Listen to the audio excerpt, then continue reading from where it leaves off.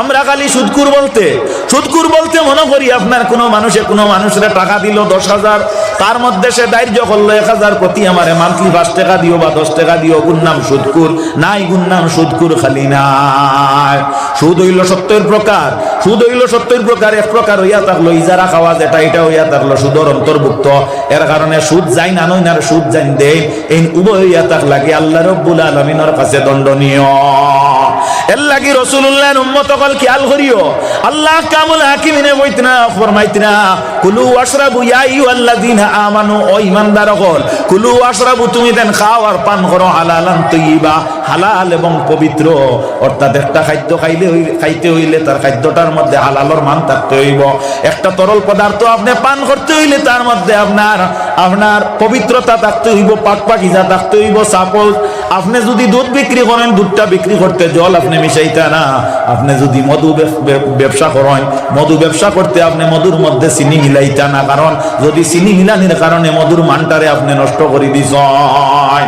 আমার বুজুর্গণ, আমার বন্ধুগণ, আমরা খালি সুদকুর কইতেছি নি কোন মানুষ বিলে যে মানুষের টাকা দিয়া টাকা ব্যবসা করে নাই, কোন নাম সুদকুর নাই। আমরার মধ্যে অনেক মানুষ আছে না, আপনার গুয়া বাড়ি ইজারা রাখি 1 লাখ টাকা দিয়ে তোমার বাড়িটা ইজারা রাখলাম। লক্ষ্য করিও, এই 1 লাখ টাকা দিয়ে ইজারা রাখার কারণে বেয়াদবি মাফ দিও। আপনার ইনো যদি কেউ তাকো আপনার টার্গেট করি কইয়ান না, আমরা ওয়াজ করতে কোনো ব্যক্তি বিশেষ করি না।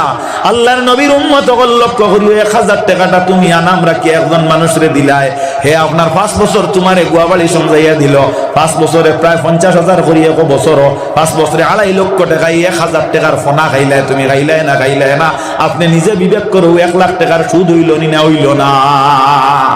হ্যাঁ, যদিও গুফাই কাজ খাটাইয়া যদি আপনি টাকাটারে শেষ করেন, তাহলে আপনার লাগি জায়েজ আছে না, নতুবা এটাও হারাম। আল্লাহর নবীর উম্মত হল, লক্ষ্য করো, আল্লাহর নবী মুহাম্মদুর রাসূলুল্লাহর উম্মত হল। আমরার মধ্যে একটা প্রথা আছে যে আমরা খালি সুদকুর বলতে কারে চিনি, আমরা কিন্তু অন্য সুদকুর বুঝি না। আপনি গেলে একজন মানুষের কাছে গিয়া কইলে আপনি আমার 30,000 টাকা দেও, আপনি কইলা না আমি আপনার 30,000 টাকা দিতে পারতাম না, আমি বড় দরাত। বলে যদি আপনি ব্যবস্থা করিয়া খাওয়ার কাছ থেকে দিতে পারেন, তাহলে বড় ভালো হইব, আমি বড় দরাত। বলে তুমি কিতা অসুবিধায় পড়ছো? বলে আমি অসুবিধায় পড়ছি।